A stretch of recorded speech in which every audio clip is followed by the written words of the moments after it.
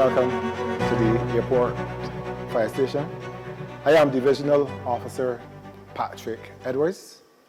I have been assigned to the airport station since 2021. Now, the Airport Fire Station is a very peculiar place.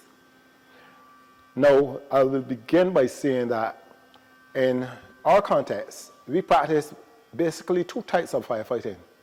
Municipal, this would be involving of house fires, rubbish fires, grass fires, and the like. And we also practice aerodrome firefighting.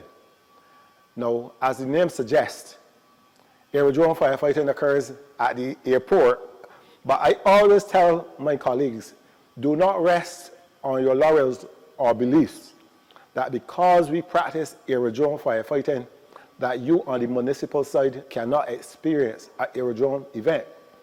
If that aircraft, for some reason, falls out of the sky when it gets over Oysters or whatsoever, then really and truly the people from the municipal side will have to play a major part in that particular event because the airport will still be open for business. The airport is considered a community.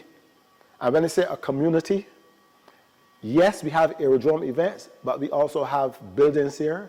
There are wells on this location. So we must still be in a state of readiness to respond to any of these events that can occur in this area. Our response objective, let's start there, is to be able to respond to an aircraft incident or accident in 2 minutes and not exceeding 3 minutes. If you are outside of that 3 minutes, you are late. The chance of people surviving is going to be greatly diminished. That is why you find that every Thursday morning, you will find that the crash tenders are on the runway, testing the ability to get from one end of the runway in the sort of times that I am talking about.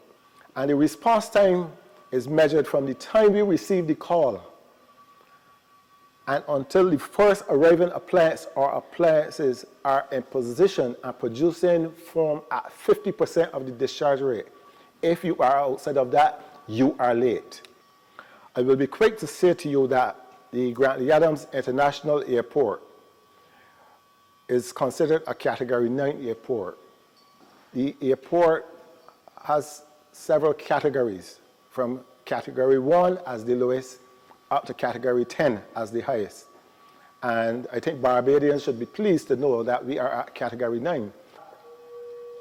Every single aircraft that lands or take off, the control room attendant that we have to the highest point of this building is involved because he has the responsibility of keeping his eyes on that aircraft to ensure that it lands safely or it takes off safely. For a Category 9 airport, you will recognize that the minimum amount of foam that we should have available for firefighting inside of our crash tenders is 2,184 liters.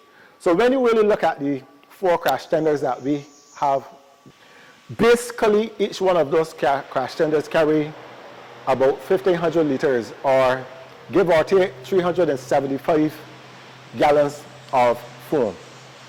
Also, one of the complementary agents that we have on the crash tender is what we call dry powder. But to use our jargon, we will call that complementary media. Most aircraft accidents occur either on takeoff or landing. And in case we have an inbound aircraft with an engine issue, foam and water may not suffice. So that is why you need a complementary agent to supplement those. And each one of these crash tenders, I can say to you, carries 250 kilograms of dry powder to assist. So that is, in a nutshell, how our crash tenders and how our system works here at the airport.